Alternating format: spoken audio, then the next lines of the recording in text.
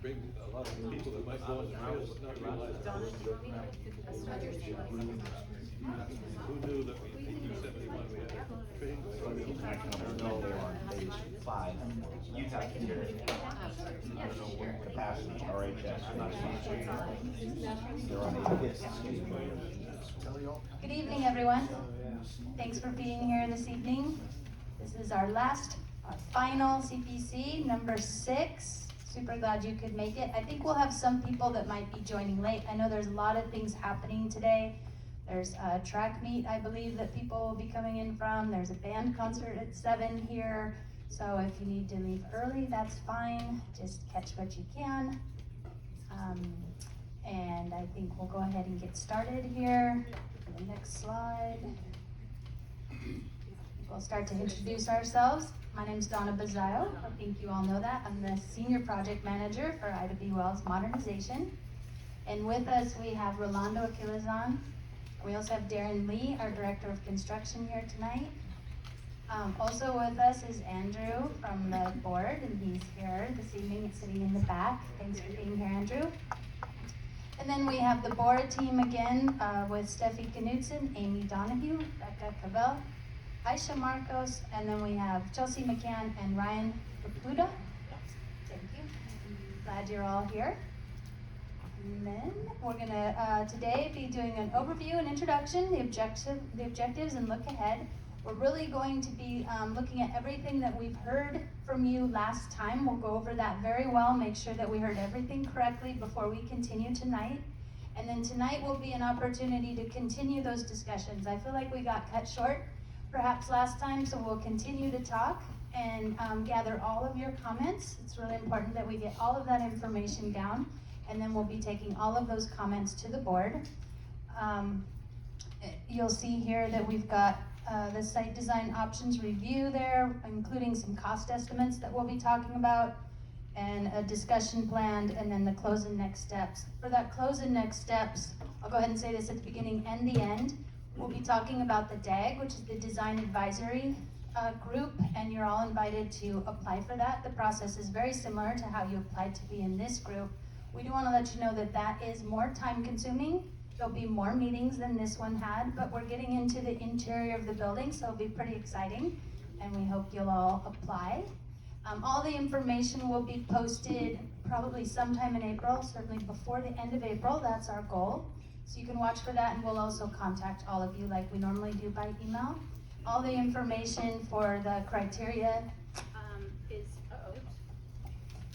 is in the packet, so you'll see, and it's very similar, like I said, to how you got into this one. Okay, there we go. Back? We're back. All right. You can talk some more about this, but why don't we go ahead to the next slide.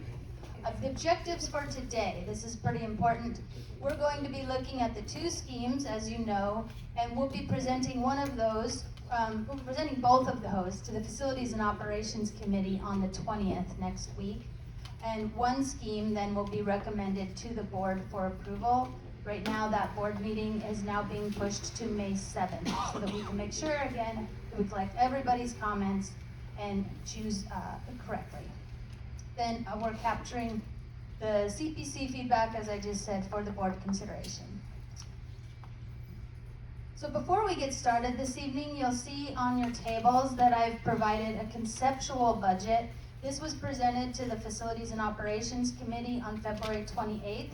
This is just a sample. On the far right column, you'll see a sample option, and then you see on the left all of the things that they're considering putting on the bond.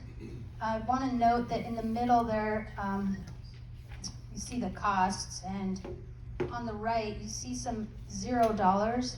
Some of those are very important items, from seismic, ADA, security, outdoor spaces, all gender restrooms, as you can see.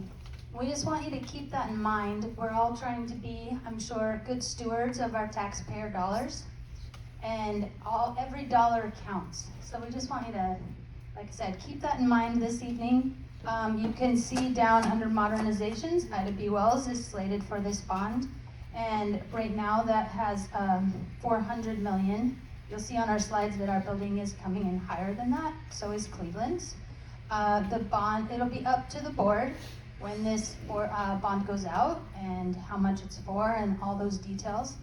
We welcome you to come to the Facilities and Operations Committee if you'd like and speak, but do know that we'll take all of your comments that we've heard all along and the comments from tonight, and that will all be included for the F&O committee and for the board.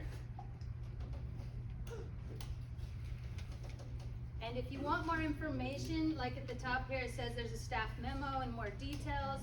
Certainly you can go to the F&O page. We'll post this on the website, we'll be sending these things out. You can click on this link and you can certainly find it yourself on the F&O page of the PPS website.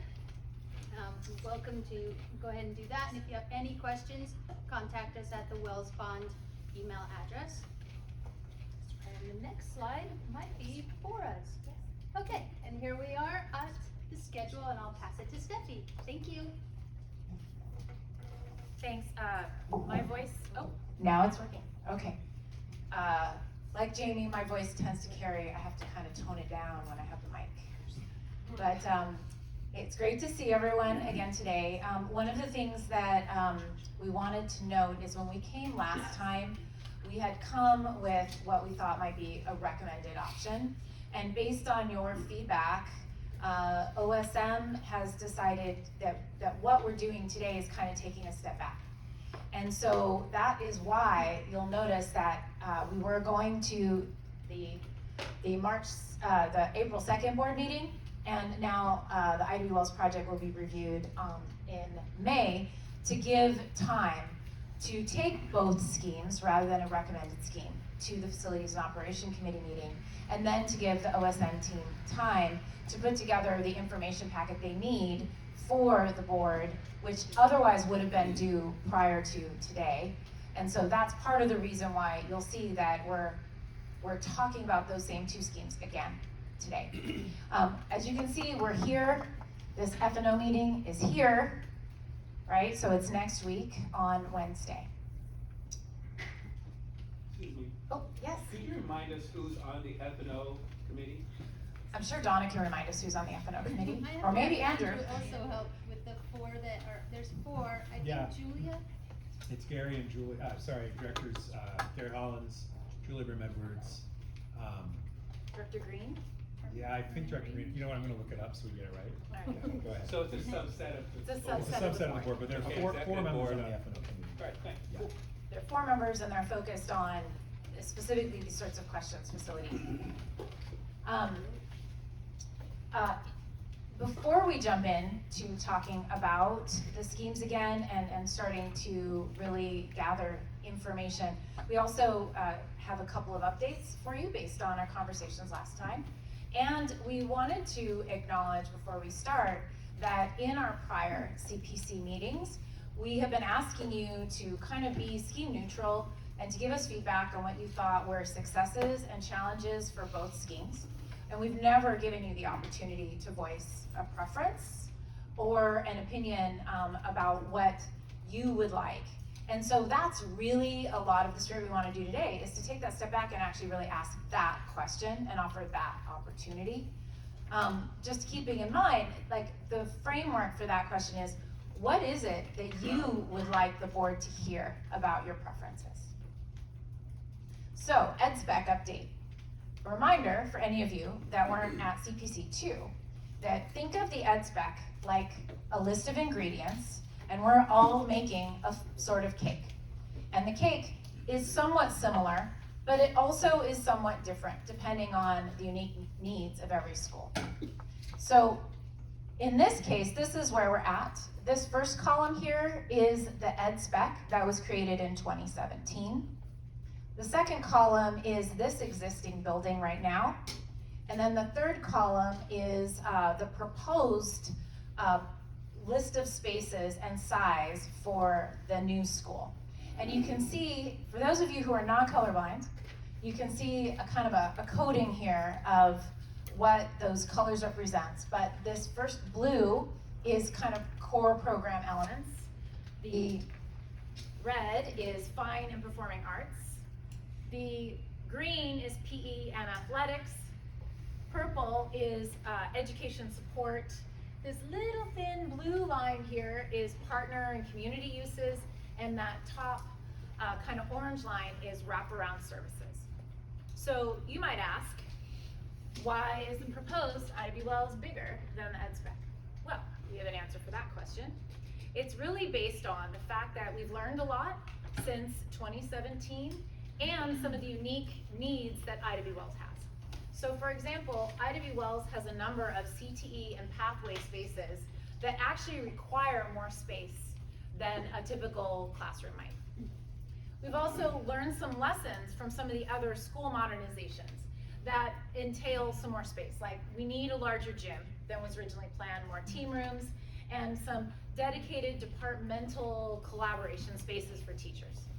And so that increases the space just a little bit. And then finally, that program that you saw reflects some additional spaces that are part of the, reflecting the PPS climate crisis response policies and their resiliency goals. So it takes a little more space to have an all-electric building that moves away from fossil fuels. And for the resiliency goals, part of that is for some of the large spaces in the building to be able to be used in an emergency. But in an emergency, you're gonna need some supplies. So there's, space in the building now for some emergency supplies, and none of those are in the ed spec. So that's really what that little bit of difference is those things we've learned. Yeah? What about the difference with the increase in just inflation? 2017 to 2024 dollars is it? Oh, those were spaces, the size of spaces, those were not dollars. Those are not dollars, okay. Those are not dollars. That was how many square feet the building will be. Strictly square feet. Strictly square footage. So you can see that the proposed new school will have more area in it than this existing school has. And it will have a little bit more area in it than the base 2017 education specification for spaces. So we promised you an update on the ed spec, and there's that. Yeah, Jeff? I apologize, I should have asked it a little bit faster before we jumped to the ed spec, but at the F&O meeting, is there anything that memorializes this committee's recommendations? Some type of document or report that is forwarded to that body? Further consideration that kind of, this is where the committee landed? Well, that is one of the reasons why this meeting is taking a step back. And so we'll be handing out some piece of paper, because as you know, the more we can have things written down, the more we can make sure everything is documented. In fact, I meant to note that when you see that notes from CPC 5, for example, are on the website, when you go to that, you'll see that every single post-it note is shown there. So if you ever see something missing, please let us know. But generally, we actually really are recording everything, and the more it's written, the more we can make sure we get it right. Maybe just to add on, to pile on to Steffi's answer, the F&O committee is a public meeting, and the materials that are presented to that committee are posted publicly on the website. And sometimes that doesn't happen until the day of the meeting, but you can see it and you can go back and see materials that were shared at prior meetings as well. Often it's under the button agenda, but the whole packet is there. Okay. In terms of reflecting this committee's view, Donna and Rolando and Hector are going to incorporate that in how they present. Okay, but there's no formal, Well, there's a findings and formal recommendations. presentation, and they may add a slide for Okay. that talks about the CPC process and the CPC's recommendation.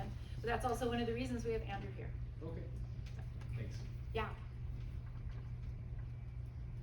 Oh, pool update.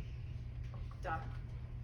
Yes, okay, so, the Facilities and Operations Committee also reviewed the pool at that same meeting that they looked at this, budget spreadsheet. And they were given, rough estimates for 4 different options. We gave them information about covering the pool, like just a cover on the pool, enclosing the pool as if it was a giant, open covering space, or moving the pool, or leaving the pool as is. If you'd like to see more information, there is a recorded video of that meeting, and you can get to that from the website, and we'll also provide links. But it was a unanimous decision to leave the pool in its existing location for now. If they were to get a lot more money in the future, then maybe they could do something different with that, but for right now, it's been chosen to just leave that in place in the existing location. And then in our later discussions this evening, we can certainly provide you with some more details, and Andrew was also at that meeting. He might want to provide some more information later this evening too, if you have more questions, but that was the decision from that meeting. Cool. Thanks, Donna. We also have almost completed our community engagement listening sessions, and so we have Ryan here from After Bruce, who's gonna give a rundown on some of the preliminary themes and findings. Do you want your own clicker? Do you want me to? Again, my name is Ryan Fukuda. I'm a community engagement associate with After Bruce. I'm just gonna try to keep I'm gonna try to keep this as brief as possible. If you have any questions, you can find me at the end, or I can leave my email with you. But the first thing that I want to start with is what you're looking at. This list here is of interviews and listening sessions we completed over the past few months. The themes and insights that I'll be kind of talking about today was pulled from these sessions. We have another one coming up, Futures and Staff of Color. It's coming up either this week or next week. So I think you share this, share the slides. I think it's great for everybody. Okay. These will all be posted after this meeting. Okay, great.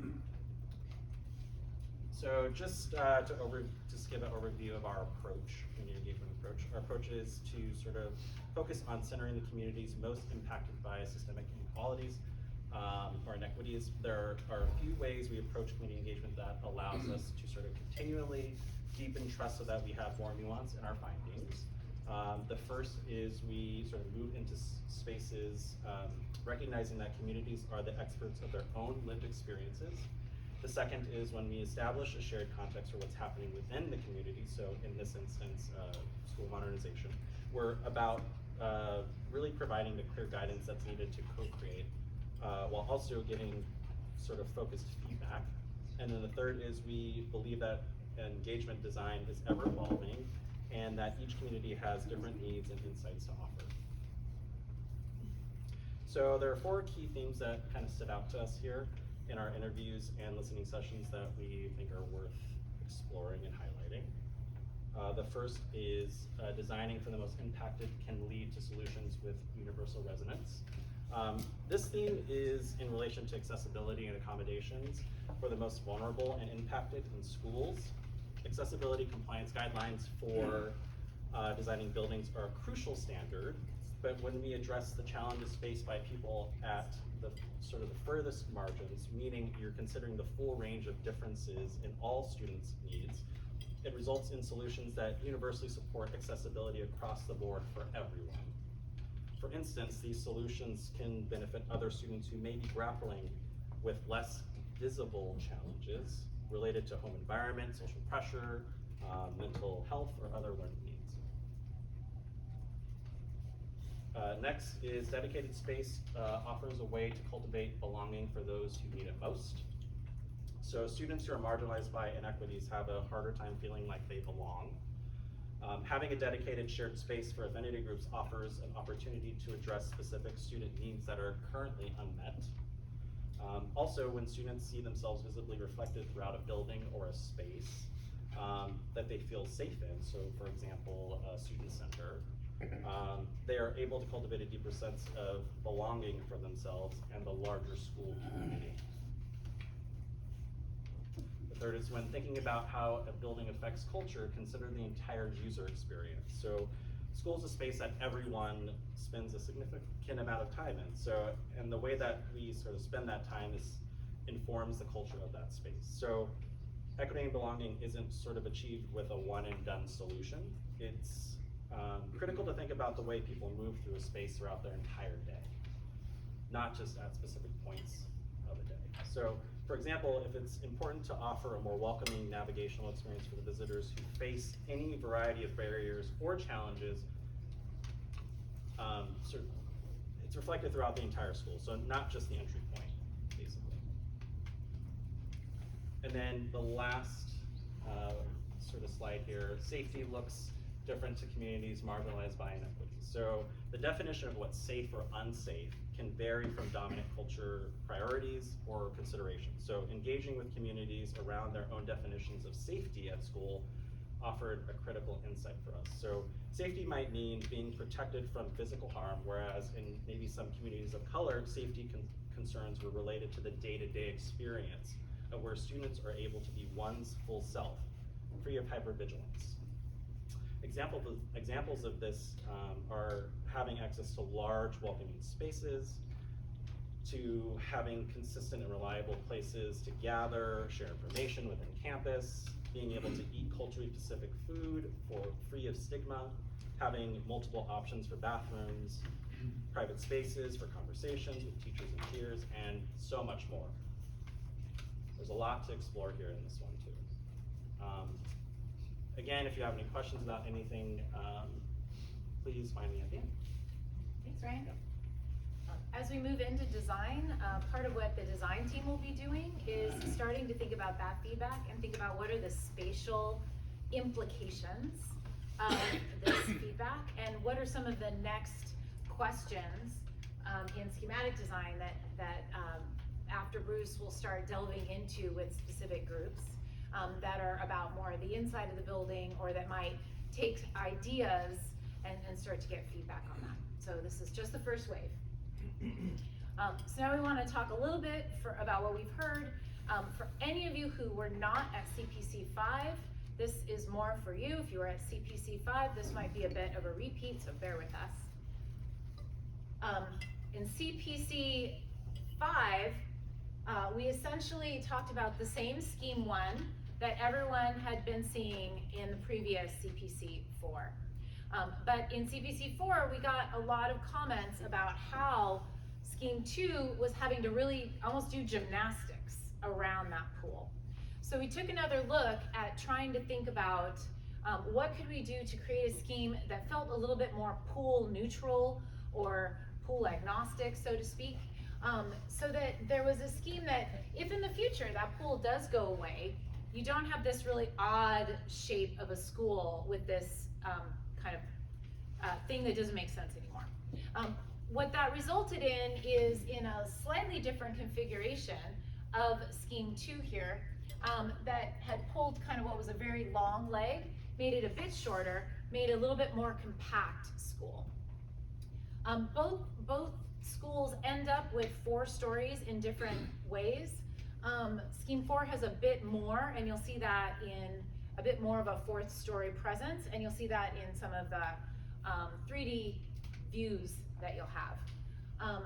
Other than that, some minor adjustments were made. For example, the tennis courts, which were located in any given location on this side, in this scheme now are located kind of inwardly. This scheme still has parking that can get to both sides of the building. This scheme also has parking lots here, and we just want to note that this is very preliminary. The tennis courts could move, parking could be adjusted, so this is still very much kind of an in process. Some of this might be able to move down a little bit, but we're being able to fit everything on the site. A few reminders about some of the differences between the 2 schemes is that scheme 1 does have kind of an ability to come in on one side, realize there isn't a parking space, and be able to get to parking on the other side. We have not been able to figure out how to accommodate something like that in scheme 2. That's one of the main ones, other than the big obvious one, which is scheme 1 has the track and field in its current location with improvements. Scheme 2 would relocate the track and field to a different orientation, kind of open it up the entry a bit. In all of the schemes, again, there'll be a new baseball field that will be turfed and have lights. There'll be a new multi-use field that will be turfed and have lights. And the softball field that's shown off screen stays in its current location, but it will be improved and it will have lights. So those are kind of that's the overview of where we're at on scheme 1 and scheme 2, and how we've been able to take some of the comments that we've heard from you all and just make some improvements to both of those schemes. from this point, oh, yeah, Quick question. Yeah. So scheme one mentions a pathway connecting to the Reiki, parking and fields. Does that assume that the Reiki lot is still used for student parking? yes. In fact, in both schemes, the Reiki lot would still be available for parking. We're not designating what's student parking versus faculty parking, but it sounds like historically, the Reiki lot has been more a student parking area. We will have to improve the, this whole area, bring it up to code. So you'll notice here, there's like trees in there. So early on in some of the earlier meetings, it's like some of the Reiki parents, like myself, we had mentioned that there is issues with that lot being shared. So was that, like, that concern just kind of, is this not being considered at this point? Are we gonna maybe think of it still down the road, or is it just not feasible? It's not that it hasn't been considered, it's that we're not in that level of detail yet. Right, and so as we're looking at the Southwest trails, how we improve this lot, part of that will be improving the safety across there. It is needed for there to be some connection through there. I don't know if you wanna add any more to that, Chelsea, I don't wanna put you on the spot, but, you know, we haven't dug into that too much, but we have had that on our radar. Yeah, I think, we are looking at just sort of simple safety improvements, and of course, as Stephanie said, it does have to be upgraded, so it meets current code as we touch it. As far as sort of managerial logistics of, you know, any kind of conflicts that are happening, I think that kind of discussion and what that means would come at later dates when we're looking at it in more detail.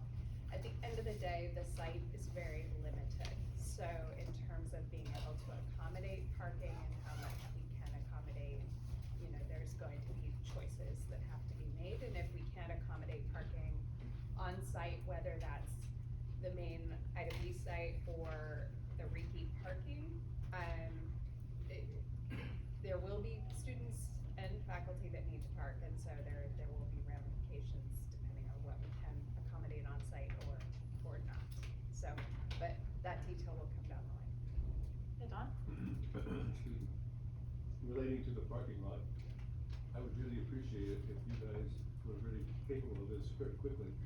Tell us the zoning in detail on that lot, because we, in 2009, something like that, went to city council specifically to get it authorized for farmers market, but I don't know if we did the whole lot or just part of the lot. So if you could clarify that for us, it will affect our thinking about how we can manage the farmers market. And then the second question related to it is, if it's not zoned, what hoops do we have to jump through to make the farmers market be able to stay on the Reiki side as a temporary basis and or using 13th? So, you know, that information would be very helpful to us. Great. We're gonna be meeting with the farmers market, I'm talking about the Hillsdale Business and the farmers market jointly meeting to talk through this, and if we had that information, it'd be very helpful. Becca's writing that down right now. We'll try to get that out to you. Thank you. Thank you. All right, well, from here, Amy's gonna walk us a bit more, just as a reminder, some of the attributes of these different schemes, and then we're gonna start talking. So I also want to take us back to some of our very early conversations, and really each time we've come to you, we have been using the conversation and your words to really craft what is the mission for the project, and then from those, what are the guiding principles that will really help us to bridge to design as we start to pull in some of the information that we're learning from all of our various communities. That's sort of the framework. So if from a very top line idea about this project, we really are thinking that the design of this new high school will support the whole student in their journey toward lifelong learning and success. So at the top of the, you know, tip of the spear, this is really what we're doing. It's all about sort of the whole student. So we're guiding them, this is a comprehensive definition of student health, a process that's really rooted in equity and inclusion, and I think a finished place that demonstrates both the climate and the disability justice that we have heard about again and again. We've heard also a number of times from students and others that this really wants to be a place inspired by the legacy of its namesake, that this new campus building will embrace transparency and truth, both in organization and structure and materials and storytelling, to really ensure that Ida B. Wells is embodied within its walls. And we're actually coming next week to meet with a leadership class here, and we're gonna sort of host a similar kind of exercise with that group as well. But we definitely have heard from you and others that, you know, in aggregate, this is really where we're headed. So it's all about student health and success. And we've broken that down then, again, using your words, into 3 categories of student health, kind of intellectual, physical, and mental, into equity and inclusion, and into justice. And each time we've come to you, we've slightly adjusted these words. Last time we heard, you know, where do we mention in here fiscal responsibility for the financial resources of the taxpayer and the district? So we've added that language in here as well. And I would say, we sort of see all of this as being sort of a steward of those financial resources. There's sort of value and cost, you know, the value to the students in really beautiful learning spaces, the cost of the project. So we see this really as being an umbrella over all of it. So with that, as we look through these, I'll just sort of point out a couple of things that we have been looking at explicitly in terms of how to meet those guiding principles. Steffi just went through this very high level, but you know, scheme 1, really the least amount of change to the overall sort of organization of the site. We build the school in the empty lot that currently exists, the pool remains, the track and field is improved and remains, and we are able then to circumnavigate sort of through the site with a good amount of parking on both the north and the south side. And if you come as a pedestrian from the north, you use the pathway, the trail, and then come down this north-south pathway that cuts right through the site and into the main entrance of the building. So there is one singular entrance to the building, and that's been something that we've really been trying to do. From an operational standpoint, I think today it causes quite a bit of challenges, and so we're trying to make sure that that's accommodated with both of these schemes. And actually, it's been interesting, we have done, we reviewed this with you at the last meeting, the distance from where students would start now at the bus to get to the door. And in some cases, it's actually a shorter distance than what they do now. So I think there is a little bit of an issue of perception about, you know, how far it takes to sort of get to the door. This is a really nice clear-cut path, tree-lined, just a sort of a nice quality space that the public can also use in off hours to traverse the site, which is something that you told us is pretty important. So as we sort of look to how the scheme responds to some of the key design drivers, you can see here the field is in its current location. This is the entrance off of Capitol Highway. I think improving the trail is something that is going to welcome pedestrians coming from Capitol Highway, but provide a safe route, not only to this entrance, but honestly, I think for the Reiki students, anybody coming from this side, to be able to sort of walk along that trail and get to school on a really sort of nice, beautiful path. Then I think the north-south path on the site, you know, again, is really directing pedestrians from both the north and the south. So coming from Vermont, if you're dropped off, or you walk from that side, or coming from the north, that it really makes a nice building plaza entry at the front and gives really good community access across the site in those after hours. Comment on that. If I look at your plan, it looks like you fenced the entire thing with gates on both sides. So we are looking at needing to secure the site in the middle of the day during school hours. So, you know, you've got that at Lincoln. My wife went to a track meet today. The gate on one end was locked. They had to walk 4 blocks around to get the other side. That's unacceptable. I think you need to figure out how to fence one and the other, but have it access through there without having gates. Right now, we have to go through sometimes jump hoops to go through the field over here because they got changed with the gates up. You know, that's not acceptable. And that's good to hear, and I think we will definitely sort of put that down and, you know, sort of, I know that we are trying to balance student safety with community access. Safety, you gotta just apply both. Absolutely. We also are looking to make sure that that this building really sits west of the existing school, it's south of the existing pool. Again, this is the one that probably, it nestles into the open space on the building, and we on the site, and we really use the slope of the site to step down the scale of the building as it heads west along Vermont. And then in terms of responding to the guiding principles, you'll notice on both of these schemes that all of the classrooms are oriented north or south. We talked about that a couple of meetings ago, that west-facing glass ends up, you know, with closed blinds and a lot of extra heat and glare. So making sure that we can really maximize daylighting and minimize that western exposure, which obviously, you know, funnels up to reducing that building energy consumption and eliminating all the discomfort, heat discomfort that comes from that. The pathways through the campus connect to the trails network and the broader business and residential district. We know this is an important, this school is incredibly important, and the pool in the summer, incredibly important to the business community, and we heard that a number of times, including the farmers market.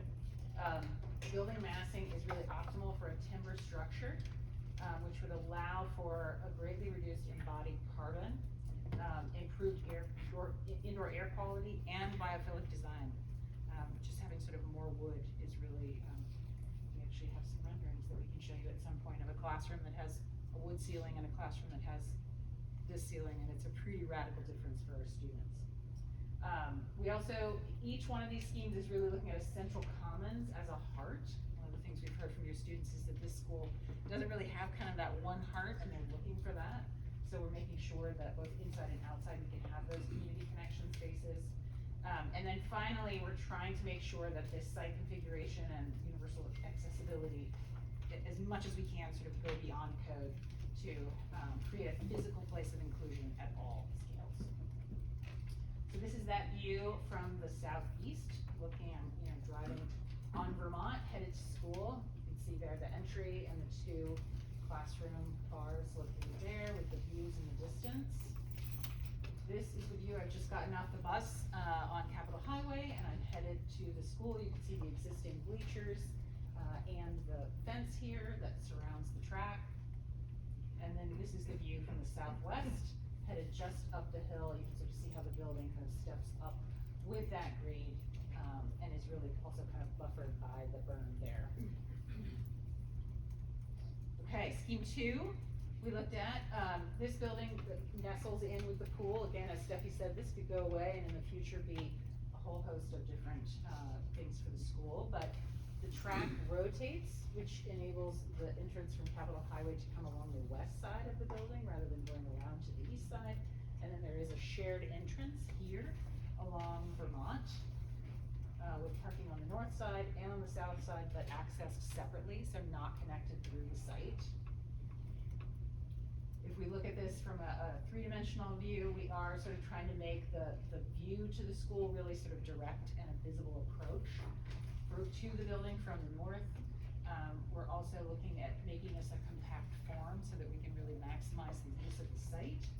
And we have that main entrance kind of facing Vermont, but we are connected against some very direct pathways, both from north and from south, as well as from parking. And then again, those east-west bars, maximum daylighting, sort of connecting to the trail network. We're building, both of these have really been designed to maximize the optimal for a timber structure. And we're also looking, you can sort of, in the plan, you can see that central common heart that spaces would open into. And then, of course, we're looking at making this a space of physical inclusion, which is something we will most definitely get to as we start to get more detailed, a little more challenging to see at this scale. Here's that view from southeast along Vermont. There's the view from Capitol Highway, getting off of the bus, so the field has turned. And then the view from southwest, you can see the fence to the field kind of turning around on that southwest corner of the project. Is there anything else that you would like to add, I think you covered it very nicely. Okay. All right. So the next thing that I want to cover very briefly, and you have some costs on your table, but in round numbers, looking at scheme 1, it is a $425 million to $435 million total project cost. So that is what we are looking at. As we look at scheme 2, there is an increase of about $6 to $8 million there. And this is assuming the building opens in 2028 and all other associated site work is finished in 2029. So obviously if it goes beyond, Donna. Oh, I just wanna add that I meant to put the word approximately, so we'll probably add that before we post these slides, but please note that these are approximate numbers.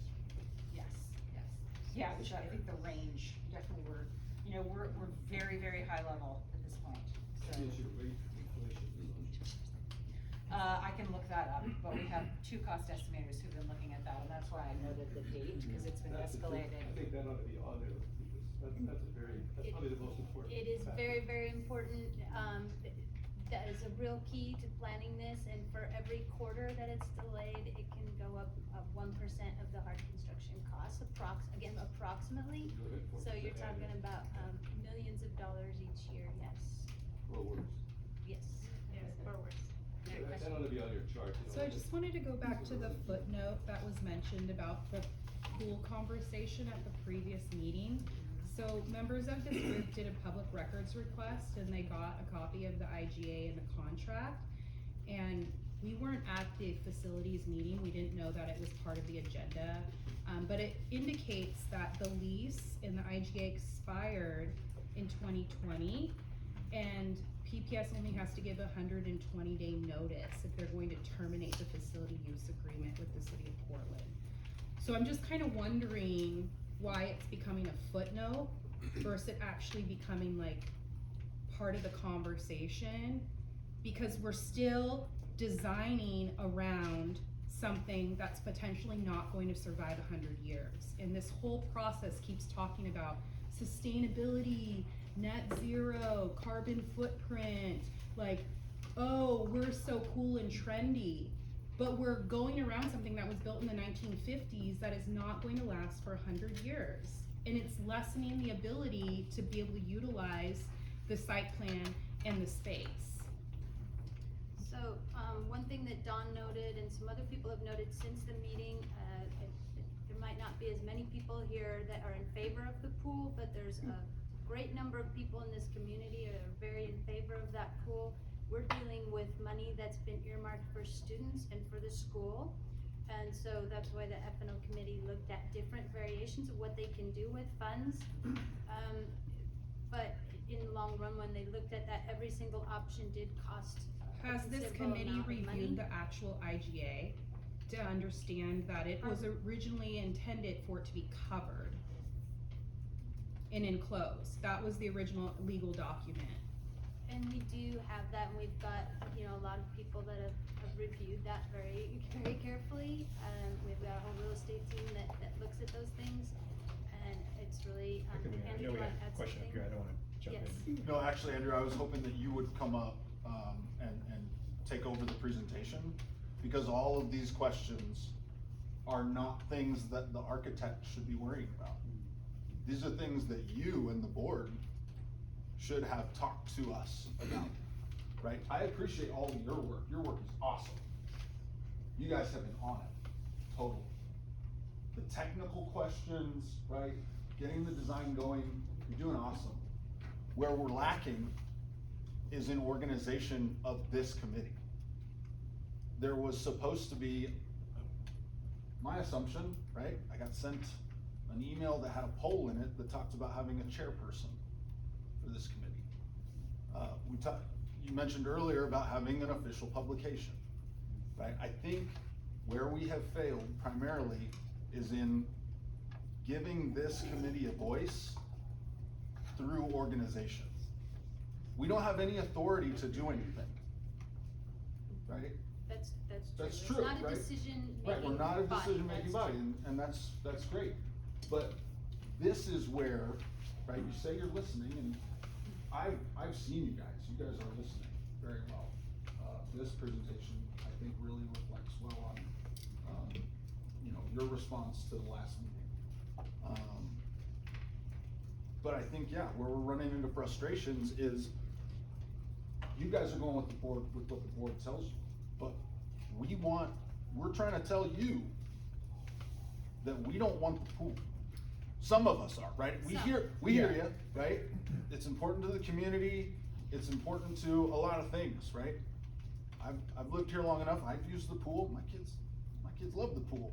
They'd probably be upset with me if I told them that I was saying we need to get rid of the pool right now. But I think it's more important that we get rid of the pool and have a school that really lifts and inspires them. And I can talk a little bit more about the meeting we had, and I don't have in front of me all the options. I mean, so there were the additional costs, right? And so just taking into consideration, it's not a PPS asset, so we can certainly spend money on it. But we can end the lease, and it is Multnomah County property. Parks and Rec has no, right? That's right. No, demo. I'm not saying we can't do it. I'm saying But that has never been presented as an option. I think. Leave as is has been the option that's been presented. Well, the options that were presented to us were, you know, leave No, as I'm is. saying the option that you presented to the board in the last episode. Sir, with all due respect, can we let him speak, and then we'll be Okay. able to, Sorry. yeah. I mean, I guess what I'm saying is the options that, and I wanna be really clear, when you say the board has had very little input in terms of what's No, going I on. know, I watched the video. I Most know. of that's what's, you know, been happening in this committee. The pool is a pretty key decision point, which is why I think staff came to us in the last F&O committee meeting to talk about it. You know, the options were leave it where it is, the options were cover it, create something different, the options were move it somewhere else, you know, and honestly, getting rid of it has not been a key option, because except for, I mean, I'm hearing some voices in this room about it. The community, though, also is pretty, at least segments of the community are pretty opposed. So I think we should acknowledge that you might feel very strongly about getting rid of it. I gotta tell you, if we publish that and hold a hearing or a meeting on whether we should have it or not, you're gonna have a lot of voices on the other side. But let me tell you, one of the key factors for us, when we talked about what to do with it, was the ongoing operations costs of turning it into something different. Now, I mean, so I think you all know I went to the school. I'm actually was a little surprised to find out that we don't use it during the year. So that was, I mean, when I was in PE, we would use the pool. I think there are some. I still think there are some ways that we can do that, but one of the issues was heating it all year long, taking over that operations cost from the city. I don't know staff here, I mean, it was significantly increased operational costs. I'm remembering like $100,000 a month, but it may be something different than that. And honestly, from our perspective, that was one of the questions of, it would be nice to have a pool that the school could use all year round, but we didn't think we could take those costs on. Moving the pool on behalf of Portland Parks added a significant cost to the bond, and we're already over. And leaving it where it was has some downsides, but I mean, I'll tell you from my perspective, those downsides didn't seem that large. And I think if you or other members of the committee want to outline what those downsides are, to the extent that you want to really engage with the entire community about getting rid of what has been an asset for decades in this community, maybe that's an important conversation to have. Don. Well, I think if the school district were to say we're gonna eliminate the pool, the bond measure would never pass. You would have a That's huge what I think too. outcry. I mean, there are thousands of people who use this pool, and so you're smoking pot, guys, if you think you can make it go. It's a waste of time, let's just move on. We're smoking it anyway. I didn't hear what you said. Those are separate issues. Can I ask a non-pool question? Yes. One of the things that, I think I brought this up or someone else did about moving the track is we obviously know if you flip the track, the sun problem is somewhat solved, right? You don't have the issue of that. But there were questions about wind, which I thought of as I was standing on that field in the wind and rain last weekend watching soccer and wondering, if this were to be moved, would this actually solve the wind problem? And I think there was conversation about potential studies. We have our field consultant actually studying that, but we just couldn't get the results of that in time for this meeting. Okay. So We're we're in the still, works. it's in the works. Yeah. Yeah, but it actually takes a little bit of time. Okay. And Yeah, cause I just wonder at a cost of $6 to $8 million, what is that worth, right? And if it doesn't solve, let's say it doesn't solve the wind problem, to me that changes the conversation. If it makes it a much better experience in all different ways for student athletes, for spectators, for the community, that's different than it only fixes a couple of problems, but maybe we have different problems. Thank you. Jamie? One thing that I don't know if it's come up in the conversation, because regrettably I was running a show last time and had to scramble up here at the last second. But a big issue with turning the stadium is student athlete safety. Because we have entire halves of games that are played directly into the sun. If you're playing football and you're blinded for literally the half, that can be a significant safety issue. Likewise with track and field and thrown objects, likewise with soccer and going up for headers. Anytime they have to play a half into the sun, those safety elements magnify significantly. When it's off to the side from the standard field of play, that percentage of time looking into the sun for those prospective safety issues goes down quite a bit. And we're gonna take one more comment, but I do wanna note that I don't know if we're ready for the discussion part of it yet. Is that what we're headed into? We are. Sorry. Okay, so go ahead. No, you're fine. I had a related comment, discussion point, but I wondered if this was the right time. Yeah, So if we are headed into discussion, We is it are. okay to talk about the letter that was received? Yes. Okay, so what we heard was a lot of sentiment in favor of scheme 2 last time. So those of you that were here, you heard it, and if you didn't, we're going to continue to recap that tonight. We did receive a letter from a member that was not here last time. That might have been mine. Thank you very Recap much. that, And I was just gonna recap that briefly, if you don't mind. You noted that there's a 3-year loss of the fields if we do move the field, and that's important for all of the different sports, and that person named all of the sports that are used.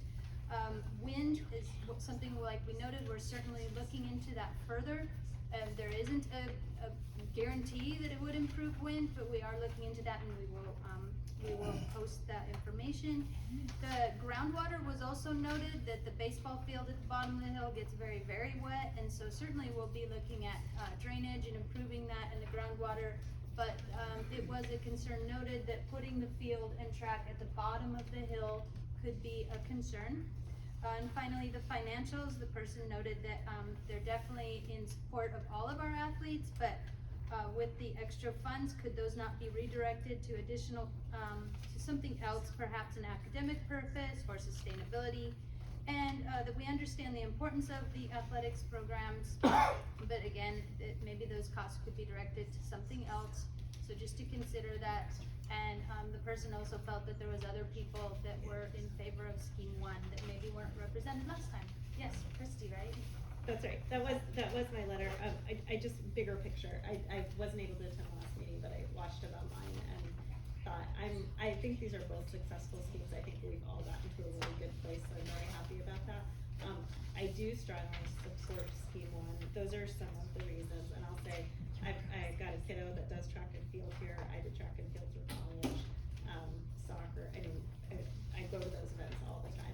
And I think the sun issue is a real one, and the safety issue, and that would be fixed. I do not understand why moving like this would fix anything with wind. It's closer to the bluff, it's the same property. I'm not a wind scientist, but I don't see any reason why the wind would change by looking at, I agree if you're running 100 meters, it's different. Can you speak up a little? So, sorry, sure. I felt like listening to the last meeting, we got into really granular detail about what about the javelin throwers, what about this, and not really zooming out to what do we need, what is the best use of the funds for the taxpayers, what are they gonna support? What are the successful, what benefits the most students, athletes and non-athletes? What is equitable across the district, and what is the board gonna support that's equitable for all the schools? The groundwater issue, just to put a fine note on that, because I live right in this neighborhood. There are underground rivers and springs all over the place here that are unlike anything in any neighborhood I've ever lived in. And we don't know if that current baseball field, I don't know what the fill situation is, what the water situation is. And I think we need to know before moving infrastructure if that is feasible or not, and I don't think any of us are, none of us are qualified to say that, but someone is probably. And then the last thing that I would note that I didn't put in the letter is, there is a neighborhood impact caused by, I mean, we love over here, we can hear all the sports announcers and it's super fun. I love like listening to the football games, be announced. There are neighbors I've heard talking about the lights. If they're gonna shine on them, I would not be surprised if there's neighborhood grumbling about putting lighting facility that may shine. Now, I think I heard it in an earlier meeting that the technology's better and that's not so much an issue. So I will try to quell that, but people are a little concerned, I guess, about that part. So anyway, I just wanted to zoom back and make sure we're hearing all voices, because I think the last meeting was very pro scheme 2, and I think scheme 2 has a lot of really good things about it. But I also think there are a lot of parents, community members, students who feel otherwise.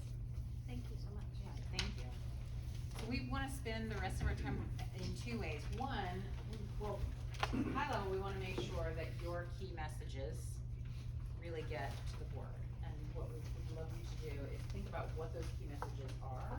We wanna spend about 20 minutes at your tables just discussing with your group, and take notes. We've left a handout here. Please write things down.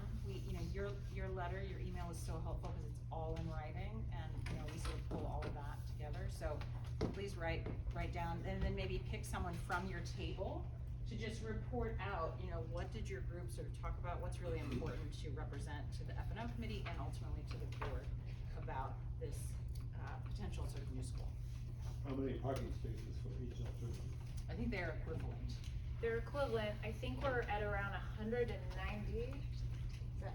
170 to 190. 170 to 190, not including the Reiki. Right, same between the two. What is, the current parking numbers that, well,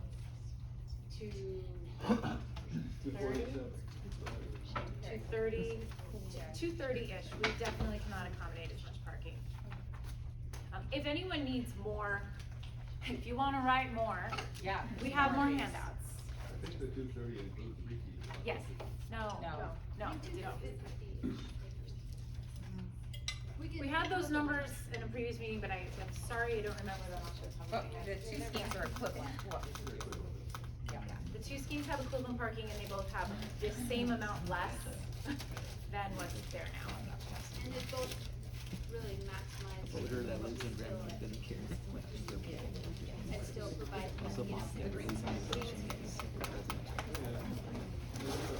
they always have this is down to the down to the I think both equally is good. Like 62 I'm gonna absorb some. It's always the case. Yeah, we need to make sure that loading and delivery is good and functional for both of them. And we have good options for both of them. While we've been showing, you know, a specific kind of loading area here that can kind of go up a hill and down a hill, they can get to various areas. There's still opportunities for other areas, and you know, so this is still a kind of a high level. So my perception is. So I think if you don't mind, we want people to talk at tables, and we want people to talk at tables, because the people are beginning to do that. And we can come and ask your questions at your table, we'll come to you in just a moment. And when are we coming back? 20 minutes. Okay, 20 minutes, folks. 7:30. Want to be described? John, I can also just tell you about loading and security. Yeah. That's all right. In fact, I was gonna come join a table and stuff anyway. Thank you. So, you know, you can see in this particular space, as this is on the kind of slope of the hill, we have an opportunity for this one, one loading entry, to be able to serve it uphill, and then be able to serve it downhill. So we could have a lower level kind of shop and metal spaces, and then upper we could have loading that is accessible to servers. What we found is there's a lot of different kinds. This is the main one. We also have, you know, very specific needs for like health clinics, parent centers, where we need to be able to have quick loading, and you know, for kids, or for families who have students in the system. So we're trying to look at different. You know, I think we've always talked about before that this particular scheme has a little more challenge getting access to other building. And this one has a little bit better access because it's right here on the loading dock. In this case, we've got kind of the ability to access this way, or this way to get to the loading area. So we've kind of got the shop yard here, the survey sort of back of house loading here, and then more front of house type loading areas here. In this particular one, in order to try and make it easiest for people coming from this way to get to the door, we've actually got the entry a little bit further away from the other part. You know, in the big scheme of things, it's actually not that far when you look at the majority of schools. It's just further than it might be here, or that maybe it is right now. Right. So I think for all of these, you know, there are a lot of ways that we have to make sure that it's functional. And none of them seem too challenging at this moment. Does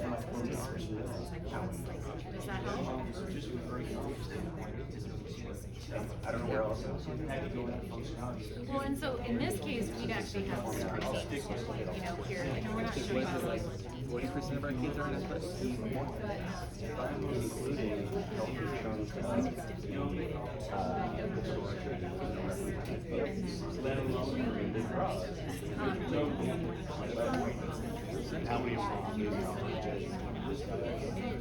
Oh, I know a few. Yeah, there are. Yeah. Well, It's right here, you know, you see that we're starting to think about like maybe it's a little planter, raised bed, so that from the street, you know, it's kind of a Frank I love Frank.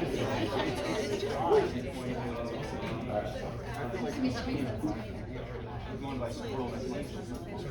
We have 70. Yeah. It's like a one football field. Got like a very nice awning that like is pronounced. Oh, good.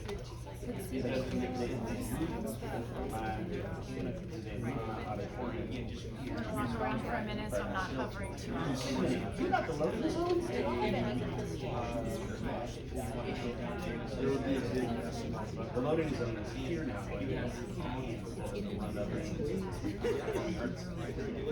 Sorry. We were just talking about I wanted to be able to go back into the loading. Y'all in here, the only we should have access especially if they're able to say here, that's no. Benson guy was telling me last night. Ben's remodeled. They have to figure out the door and they control tiny houses in and out. That's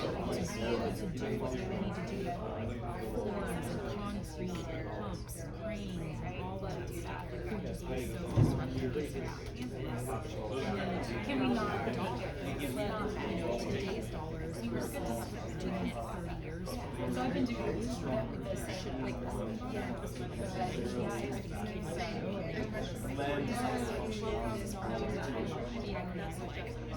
$2,000, like we're so poor, like we can't afford it. And then they like I want to save money. They're like, how much is it going to be to tear it out? So it's just like, are we tripping over dollars to pick up pennies because we're worried about public perception? Right. That was what happened.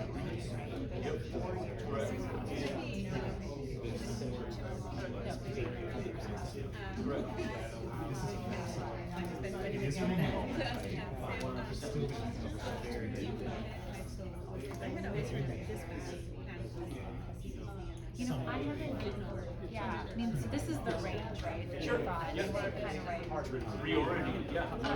haven't seen their estimate, but what I would do and I think part of that is that, you know, I think we talked about it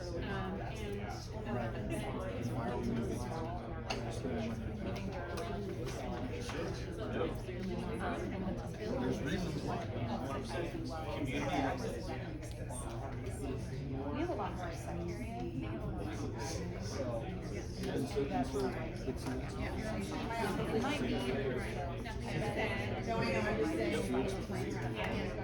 Betting, I would guess it's like.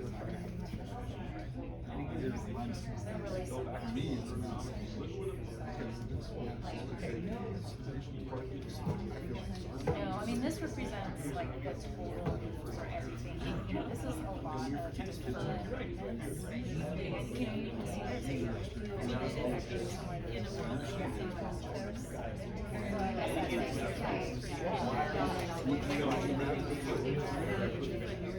And then $1 billion to be coming out of modernization. by the way, I No, was I along did. with him. No, I did. I didn't just have Gary was tour. Community centered improvements, and then here, no, he gave us money from so we can repay for the hub here because the hub was like this. Community center wants to hold it. But that's not true. Well, I did custodian because I we had grant money. So we just In fact, we did. I mean, I don't know. Yeah, yeah.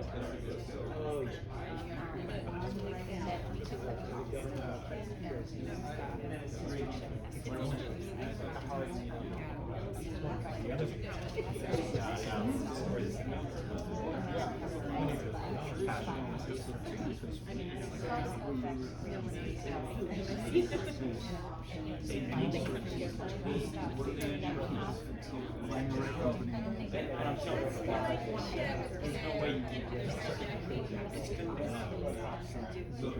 They would have to carry this, and that's gonna be how much.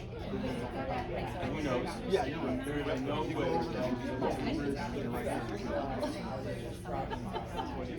Well, yeah, and I mean, this is. So maybe finding There you go.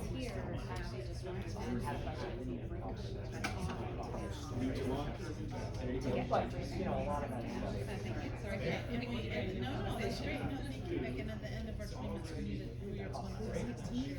Well, they could have I think that you get us some new which is interesting that they did this. Think about that. So, all that's to say. We had a gun discharge. We had come on near campus and things happen. And that's going to be Straight into the back of the grand. And then you're like, yeah, one more zero. no matter what, things are like progressing.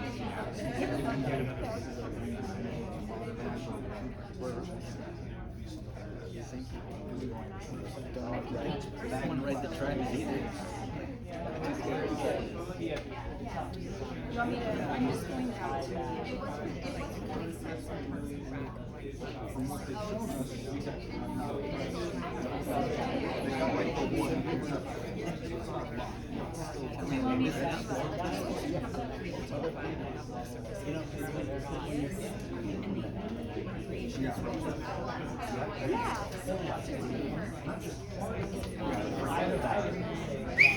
Oh, sorry. Just one sec, there was a little confusion with the handouts. The handouts are for you, each individual person, write down your thoughts. Anything that you want to convey to the board or want the board to consider.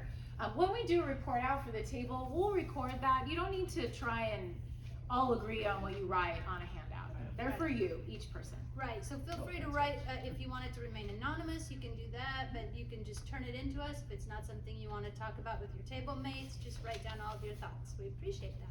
Thank you. You can take another few minutes. We have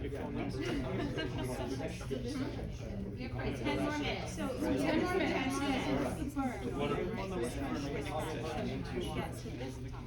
Which is kind of, that's why it's doing that.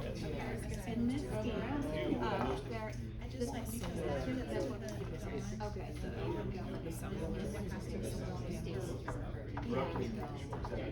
Yeah, because they come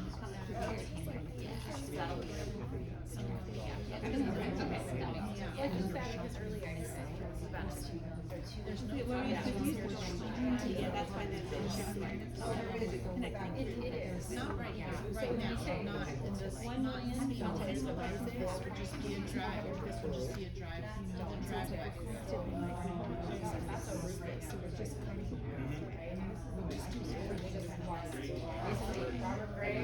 It's the gray. and then you mark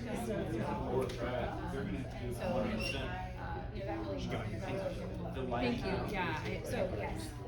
Yeah, thank some respects, given. I didn't wanna get into Yeah. anything, but that's, They're used to like.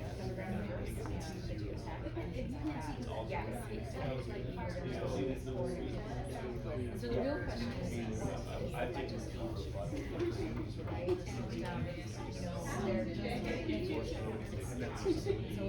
they're right, but yeah, I think that's Before we get the nutrition services. I was wondering, just more or less practice, so greater uncertainty, there's level of budget. like beat the sun, like, you know, Here's an also. and then the other part. So numbers that fed into, I mean, the reason why I was For like a parks and recreation, the numbers renovating today, so we have the rate. We have it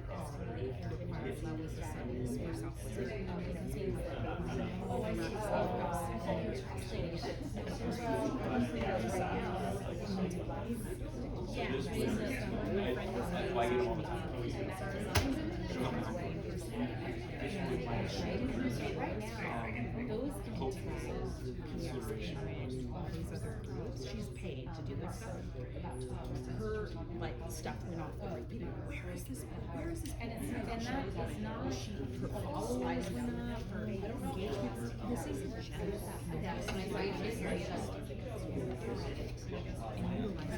during design These are. I mean, when they had it down here, I was like, that's awesome because like all my stay come This way and then it comes to grading. What's that? The grading. within the fence. I'm telling you. There's a lot. I'm the kind of guy that's driving down the street and notices on this stuff sign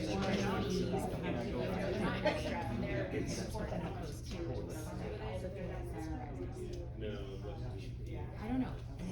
Yes. No, I mean, I hear.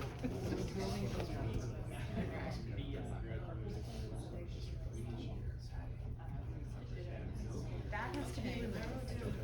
I feel like we're just. Well, it has to be removed for a couple of reasons. One, in order to be 16. But they're a company.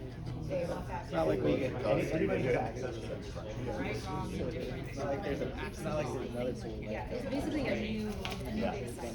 In addition, The one argument that actually resonated with me for a second is when someone said, yep, and say, how far should I was like, oh, that's I'm like, oh wow. But if the pool is year round, our kids use lifeguards. They get the shit left. I know, And but- we charge our families. I know. Make a little income.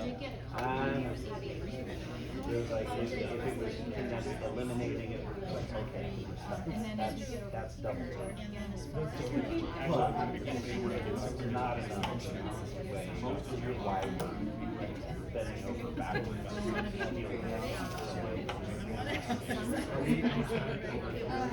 About 5 minutes.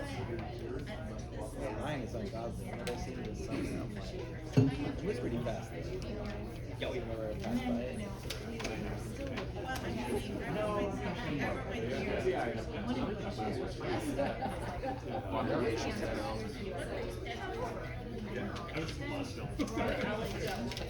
Go full New York. Irrigation canal. Yeah. Oh, wow. I've been truckle canal. That's exactly what it is. Some of the family would have tried.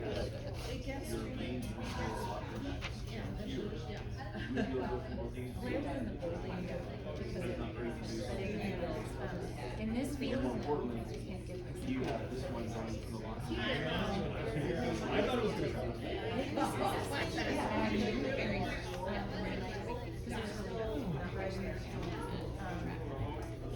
and it might actually be like, you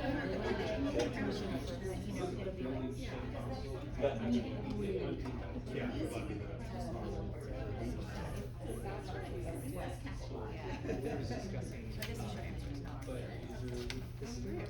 I always think even a little bit late next year.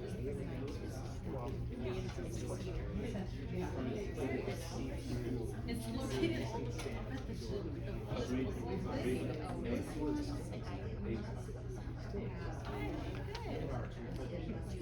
yeah, and in this scenario, All given. So we're not in the stage of the process.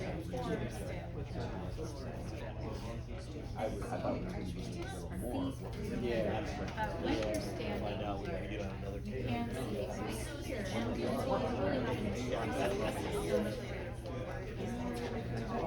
That's why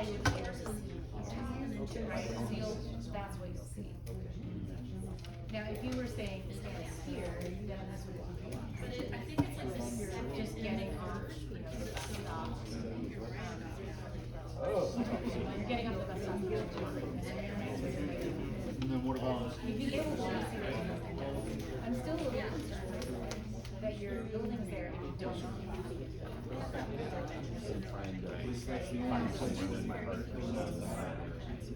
You'd have to walk on the road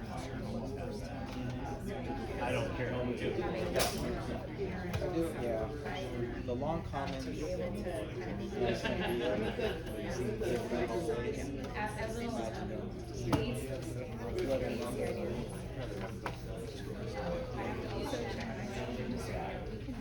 Why are you taking up too much?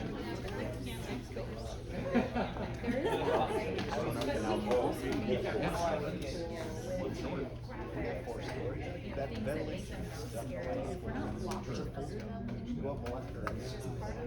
Yeah.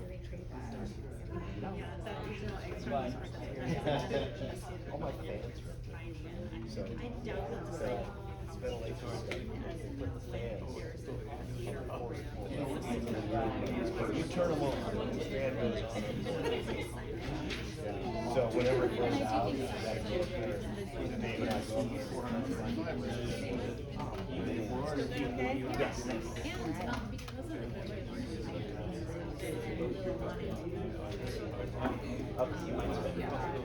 Yeah, I did, every time we do a show and I have to lighting up there, I'm the only one who's live, visualize about it. But yeah, I'm like hanging out 40 feet over the floor with no safety to flip onto and no guardrails. I remember Marshall, place lights at, as the activities out on a shelf. Yeah. You know, I had to. I was very They're on 20.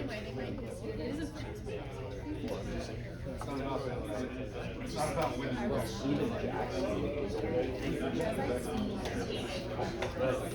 Yeah. Right. So yeah, this is probably the last big one. Yep, well, kind of. The, Jefferson.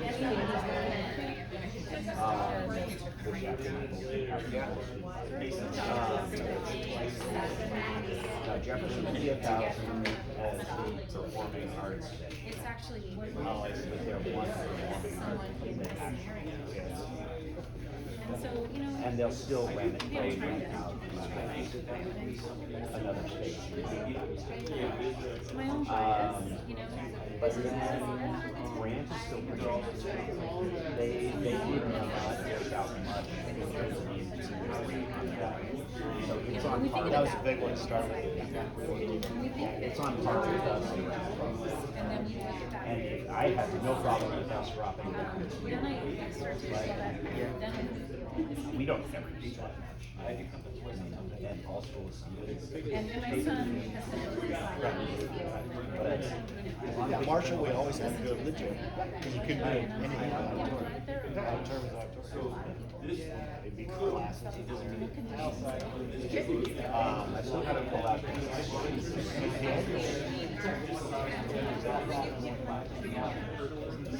Okay, we have about 1 minute warning. 1 minute. 1 minute warning. Yeah, you could, yeah. No. 1 minute warning. Thank you. 1 minute Probably podium. Those fence, they tore it.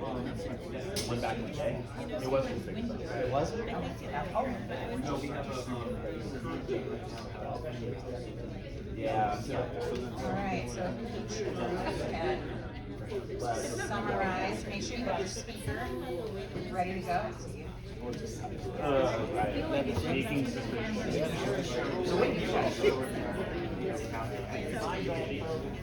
Well, I can't read mine. I said I really didn't care that. Yeah. Yeah, it says. And then down. Alright, as we finish up, start to think about what you wanna kind of share with the group. No. James, our representative. He's got the voice. That's right. Got it. Got it. Okay, I just want to hold this up as an excellent example of quantity of written comments. Look at that. Look at essay. You have any English teachers in here? This is excellent. Can I ask this table to go first? Sure. Who's your speaker? I've lost my voice. Okay, and here, Go. All right, first thing we decided was what was our preference, and our preference was Scheme 2. And we were considering a number of things: ergonomics, cost, and the overall design. On ergonomics, the idea is that each sport has its own event and space, i.e. some of these programs are turning out more and more kids, and we want this to be a growth program rather than one that's limited by the physical site. So baseball has, for instance, 70 kids, and now they can operate and play side by side using the multi-purpose field alongside of the baseball field. Similarly, some other sports will be able to have a coach overseeing a lot of kids in one area rather than having it split up. Parking, proximity, it's larger and closer to the fields, better for dropping off students and athletes. The tennis courts and pickleball, we're not supposed to say No pickleball. See, I would have also added basketball hoops there too, but they're more isolated from the neighborhood. The people on the south side would feel like they won by having the tennis courts moved, but now the people on the north side would otherwise be feeling like they got the short end of the stick. By putting it where it is in Scheme 2, it's kind of insulated from the neighborhoods more than it would otherwise be. But we also felt the loading area was better and more suitable for the flow in and out of material for the school. Cost differential, we talked about that a bit. We felt that the difference between Scheme 1 and Scheme 2 is being positioned as being out of perspective of what it really is. When you look at it, it's a 1.5% to 2% increase over the base cost of design.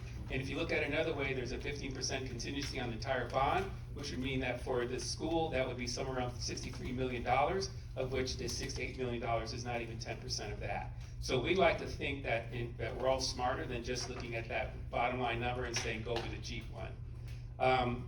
We also looking at the fact that the stadium is at the end of its life on the turf. 75% of life on the track by the time it's construction time for that, and the stands likely will be condemned. It's hard to see how they'd be saved. So these are costs that we think are, people think they're going to save things and they're not. Let's see, the drainage of the field we know has to be discussed and addressed anyhow, whether it's for the multi-use or for the track and field, and it probably should have been done earlier for everyone else. Lighting technology, if you see new street lights, there's a lot more concern about light pollution, and the new designs eliminate that or certainly lessen it to a great extent. As for noise pollution, the stands would be facing toward Riki, and so a dead area, open area, not necessarily south or north, and so that should hopefully mitigate some of the concerns on complaints. We have no guarantees on what the Park and Rec is going to do on the pool, so we feel like we're making a lot of concessions just by having it there, notwithstanding agreements, contracts, whatever else, other relationships. So we think, why do we need to double sub-optimize the design of the school? Overall, we like the front door of the school. It looks more like a front door. The loading dock is where a loading dock should be. Vermont will be a nice, pleasant street for people to see the school from. The school won't be that much higher, being 4 stories versus 3 stories. Again, the better pick-up and drop-off areas on both sides of it. The compact design, I think our design team here looking to you all. We'll do a great job of dealing with a slightly smaller commons, which will actually allow for greater use of space within the school for other functional areas, and more dedicated classrooms and other designs. Okay, I did as fast as I could. nicely done. All right, I am gonna give everybody a little bit of a time limit so we can get through 3 minutes for this table. Who's the speaker? Martin said the things that I wanted to say. Okay, so just ditto? So, yeah. I would vote for one. My vote's for one, that's all. Both, okay, Don votes for one. Yeah, I think you said it, I mean, everything I wrote down was pretty much right on your list, so the more I look at it, scheme 2 seems to be The right direction. So 2 for 2, 1 for 1. Okay. Can I come to this table? Sure. Who wants to talk? We didn't discuss that, so. Yeah, so we were kind of trying to approach this not too biased, but we both have 6th and 7th graders right now, and I know that both schemes will serve the community very well. So both schemes are great, but just coming from our perspective, our kids have gone through a lot, and currently my son's at Gray, but technically at Jackson. So the idea of going through potentially not getting to be in the new school, not getting to use the fields, I just lean towards scheme 1, but I still feel like my heart wants scheme 2, my head wants scheme 1, and so that's kind of where I'm at. Was there anything you wanted to add? Yeah, ditto. Yeah. Okay. Can I just real quick talk about the field? I mean, no matter what, we're gonna be displaced. I mean, baseball is gonna be displaced, softball is gonna be displaced, I mean, it's just gonna happen. So our practice facility is this field right here, which we use, is gonna be gone. So we will be impacted no matter what. So this notion that we're gonna be just fine by keeping the track, everything where it's at, it's gonna have an impact. Now again, I'm speaking from the chair that I sit in as an athletic director. Is It's there gonna a impact big that. difference though? Cause I have a perceived difference. Yeah, But is there an actual difference? So part of this, the backstory is we're trying to also modernize Jackson. And that first phase has been approved. And then phase 2 is to modernize the rest of it. So there will be some displacement. It'll happen, I can guarantee it. Everybody's been displaced. Only people that haven't been displaced are those that go to Marshall, because they've moved off-site. We've housed Lincoln for 3 years here, right, because they flipped their property. Our space obviously is a little different because we're bigger. But if they don't, they'll have to do something to the track and field. They'll have to do something to the grandstands, which means we won't be able to access it at some point. So this notion that we're gonna be just fine, I think I don't know if that's necessarily going to be a viable solution, because something is going to be impacted. But isn't there, are we saying, is there a difference between 3 years and 1 year of disruptions? Well, yeah, okay, sorry. Which is what we heard at that former meeting. Right, can we come back to that and make sure that everybody can speak their Alright. mind? Well, we'll keep things as concise as possible. The two of us who are CTE teachers here at the table, both plans work in that regard. Access in scheme 2 is a little better from a loading perspective because most of our deliveries come off of BHH and not off of Vermont. And so having direct loading access for our vendors, that direction makes more sense from a CTE perspective. The stadium position, the difference between, and I am gonna look at the bottom line of that document, the difference between 1.836 billion and 1.841 billion to most voters is a rounding error. And so the notion of that being a primary driver for not getting the aesthetic, reputational, and safety impacts of reorienting the stadium makes no sense for a rounding error in a submission of that size. And so if there are other pieces to the, then there's that. Also, please consider the communities that engage with our athletics programs. We're talking about a number of our underrepresented communities whose biggest interaction with the school is through our athletics programs. And so if we are really having that as a part of our vision, that shouldn't be a conversation. And then this is personal to me. I won't throw these two under the bus as I get something thrown at me. is please consider the scales of relative importance to the primary mission of the school, the social, intellectual, political, economic preparation of our children to go into society. As the primary driving force in our decision making, we spent a lot of time talking about 1% things at the end of the process. There are a lot of big ticket items I want to make sure stay primary focus as we are designing the new space. Thank you. Okay, how about this group? We don't have a report out per se, I don't think, because we all have pretty different opinions. But I think I already talked, I support scheme one, and I think these are all really good comments and, had a good discussion. Yeah, I was just gonna add, I'm a scheme two guy, as you guys well know. The thing that we haven't heard, I think this is going back 2 meetings, was we talked a bit about how scheme two could create kind of a best-in-class athletic facility, and we focus a lot on cost, but we haven't really talked a bit about revenue generating in the future and being able to, and I know it's a lot of speculation, if we do build a constructed best-in-class facility, what could the district incur in revenue and user fees, whether it's other districts, private entities that want to compete and use our facilities. That revenue generating component, I think, would be a nice figure to compare and contrast against the additional costs, whether it's 6 to 8 million or possibly more. It just seems to be a data gap as we wrestle with these 2 scenarios. And then, we also, whether we're relocating potentially the pool or not, I understand it's a big, hard no.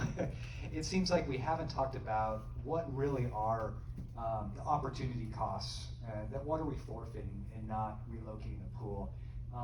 Could the form squish from 4 stories down to 3? Does that make it easier for the students to navigate that space? So I really haven't heard what are those opportunity costs. I wish we had the chance to talk about that. That's all I have. Hey Jeff, can I just chat about that one for a minute? On scheme 2, if we spread the building out, we actually have more of a challenge to not have east and west facing classrooms. So as you can see, those bars of classrooms here that out in the upper story are east and west, they're gonna be compressed no matter whether the pool's there or not there. And so when we had it spread out before, we'd had spread out a little bit more was the gym. We'd had that go out because there's a little less, we can have a little bit less windows and we can control those windows a little bit better. But just when you think about that opportunity, just consider that architecturally.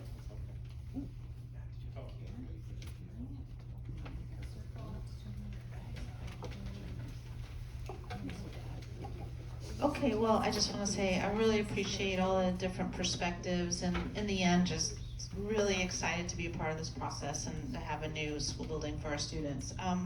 Just a couple things about Scheme 2 that haven't been said. I really like the walkway rather than the road on the back side of the campus. I think that might address even what Don was mentioning before, allowing community members to walk across the campus. And I'm really into the aesthetics of what our new campus will look like, and love the entrance off of Capitol Highway in Scheme 2, just the trees and the park, and not seeing just a gigantic concrete grandstand. So I just wanted to add those 2 pieces to things that weren't said previously about Scheme 2. Anything else from this table? One little note that Hector wanted me to point out is that the existing grandstands that you have a seating capacity of about 2,000. A new grandstands that we build to the ed spec has a seating capacity of 1,700, so it's less. It's not, it's just so that you're all aware of that. Yeah, we actually had it was 2,200, so. 2,200. 500 seats. In both schemes, the visitor grandstands, you'll notice, are removed, so there is no visitor grandstands in either scheme. Just so you're aware of that when you're thinking about it. Okay, last table. Yeah, thanks.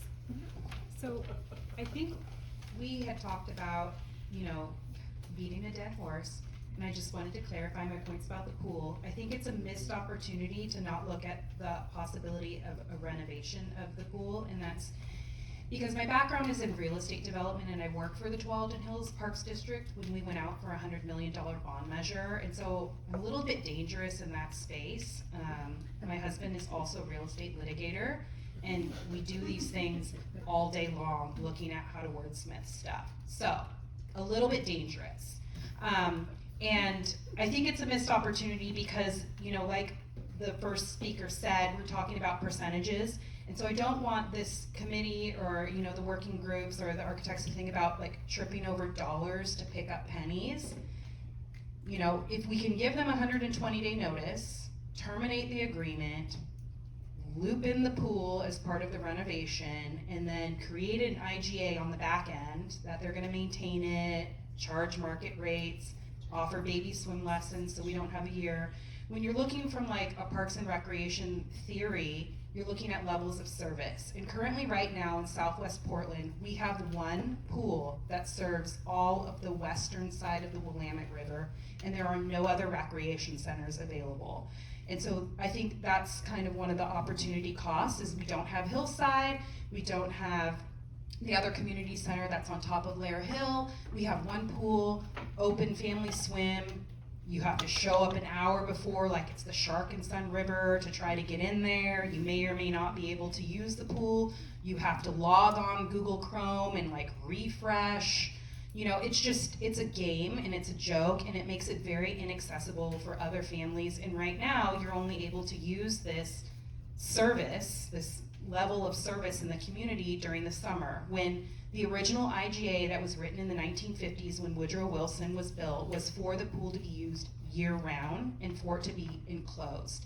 And so I think we're really missing out on what the initial people who founded this school and who built that pool, what their intentions were, and honoring their intentions for that facility.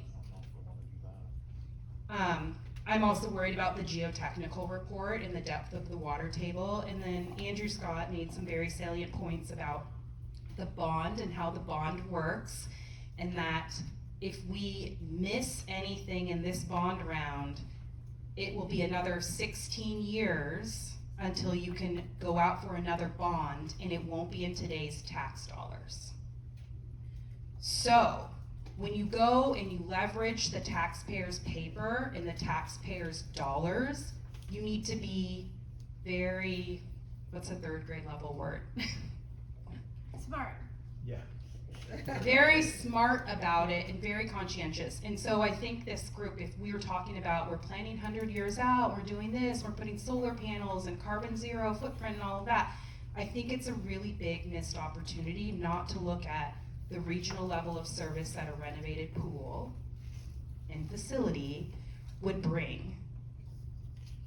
And that's all I have to say. Dawn, I hear you. Do you want to? No. Okay. Okay, well, we really appreciate all the comments. Can I have one more quick thing, sorry? Yes. Sorry.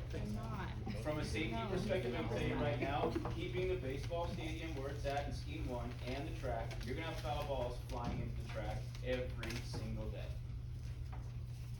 In scheme 1, you will have, there's no netting on God's green earth that's gonna stop a foul ball from going onto the track. No. I was at a baseball game right now, sitting up on the practice field, catching fly balls from what was going on. Did you write that down? We did. I just wanna make sure everybody hears that, because that, has anybody been to Grant High School? Yeah, I've been there when they've had a track meet and a baseball game at the same time. I watched 5 kids get hit in the back with the fly ball. Right? So I mean, it's a real thing. You're talking about, hey mom, I'm gonna sue the school because you didn't have a net big enough to stop the foul ball. Thank you. Please write down any last, yes. Well, I was just, Mike, that got me thinking about the baseball field and its proximity to Burlingame Avenue. Mm-hmm. And both schemes have that, is how do we prevent baseballs from getting into the backyards? I think of our that is neighbors? something that definitely as Yeah. we jump into design, we Yeah. can sort of get Yeah. into. And remember, these are recommendations, Seriously. so No, I know. Ultimately sort of happens. It's gonna be like you live in Wrigleyville. It's something that's out there. So, but we wanna thank you all so much for your comments. If you have more to share, please write it down, and please leave what you have written on that back table right there. Aisha, can you wave your hand with the camera. If you put it on the table when you leave, that'd be great. If I can go ahead and hand it back to Stephanie for this kind of things out and your next steps. Are you closing the meeting? Can I Go say ahead, something? Andrew. Oh, was there anything I No. didn't want to get in the way? All I was gonna know was what's on the screen. Donna talked a bit about the DAG process that will probably start in April. So watch out for that. We as designers, really value that DAG committee and the feedback that we get about all of the various things that we're gonna start bringing. And it's gonna start to get more real. So please consider that. As we mentioned, the F&O committee is next Wednesday at 4:30. It is a public meeting. It's also live streamed. I believe if you want to make comments, you need to be in person. I think so. Maybe? No? Can you do it ahead of time? Yeah, we There can, might but be you a have certain to. number of hours so- you have to turn it in, is that right? Yeah, it fills up pretty quickly, so. Yeah. So there's that. There will be a community open house. It was originally scheduled for today. We rescheduled it because we wanted it to be after the board meeting so that we can really update people. So it'll be TBD. And then of course, the board meeting has now moved from April 2nd the board meeting's happening. We'll be on the May 7th agenda rather than on the April 2nd agenda. And by we, I mean this project, not me personally. Now the meeting's closed. Yeah, Andrew? Well, anyway, I was just gonna say, one, I'll stick around for a little bit, so if folks have specific things they wanna share, I'm happy to stick around for that. And second, thanks for all your work on this, it's really helpful. I wanted to just take a step back, because I was talking to Jasmine about this, and this is taking a step back from the specifics you're in and more general, and I don't mean to alarm anybody, but if you watched one of our meetings, I think an F&O committee, might have been 2 committee meetings ago, there were some diversity of opinion about whether wells should be included in this next bond. That surprised me. I'll just tell you, as the representative of this zone, and if you watch that meeting, I pushed back pretty hard on my colleagues, and I said that was completely unacceptable. But we have to remember that the promises that were made by boards 10 years ago, and they were made pretty clearly that if these communities supported these bonds, you'll get your turn, it'll come around. That was certainly what I heard as a parent in this community. It's a different board, and I think they're sort of viewing it as like, well, wait, why do we need to finish the high schools? We've got most of them done. Why do we need to do Cleveland and Wells? And they're very expensive, and there might be other things that we want to use this money for. So I'm just letting you know. I don't think we need to go to DEFCON. Is it 1 or 5? I can never remember which is higher. But anyway, the highest one right now. But be prepared in case that comes up. We may need to organize pretty quickly just to make it really clear the voice of this community and Cleveland on that. The other thing I wanted to point out, and this is what Jasmine was also talking about, this $1.8 billion is a huge dollar amount. And it's subject to a little bit of change. There's a lot of options the board has. But if we refer this bond for this November, which is the track we're on, it's a very large dollar amount. It does keep taxes the same of what you're currently paying or what everyone in Portland's currently paying, which makes it an easier campaign, but the number is so high it will still be a hard campaign. So I just want to note that if we refer it, there's still, in this environment, winning that bond measure will be really, really challenging. The other thing to note is that your taxes were raised in 2013 and 2017 with those bonds. The 2020 bond kept it the same. This bond will also keep it the same, up to $1.8 billion. But that's kind of the most we can get, leveraging and borrowing over the next 20 years. And what that means is that we wouldn't be able to go out for another bond at the same tax rate until 2040, which is a long way out. We could go out for bonds earlier than that if we wanted to raise taxes. Raising taxes makes the campaign 5 times as hard. Not impossible in this community because people support our schools, but it just makes it a lot harder. So I'm just noting that in that sense of it'll be a tough campaign.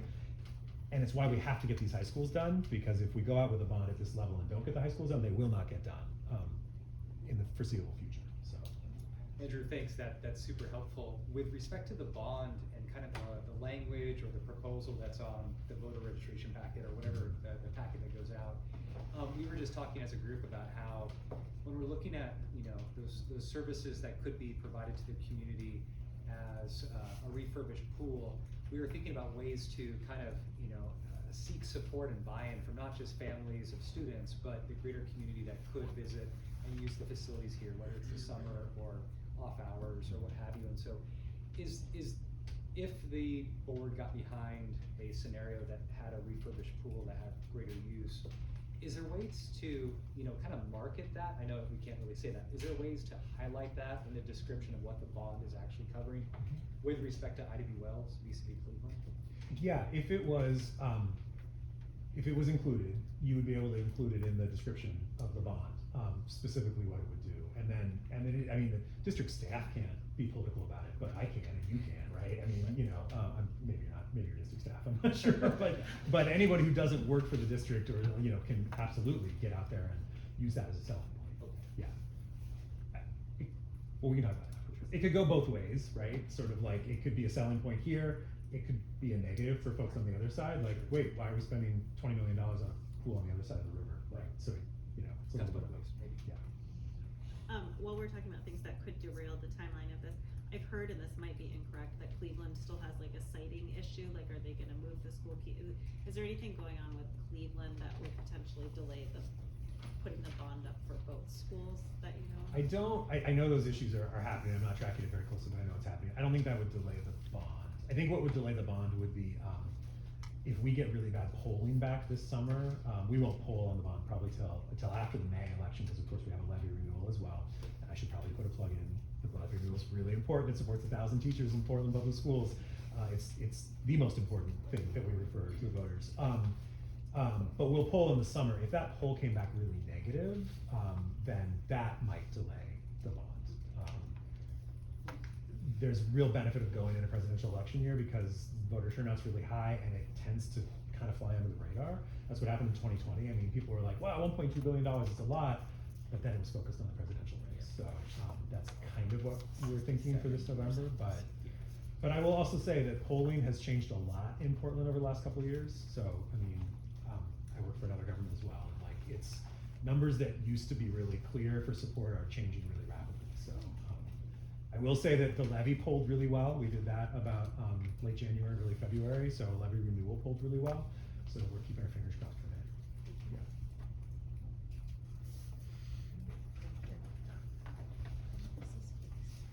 All right, thank you all. I mean, those of you who have been able to come to these meetings over and over again and deal with my bad jokes and my sometimes snarky answers to questions, but we just really appreciate your feedback and appreciate your patience. And I hope we see you all as part of the DAG as well. Yes, we really do appreciate it. Thank you so much. I have to say that the DAG will be a lot more fun. More This one's good. Yeah. If that was filled out, if you can fill it on that last table where I show you around the See you guys.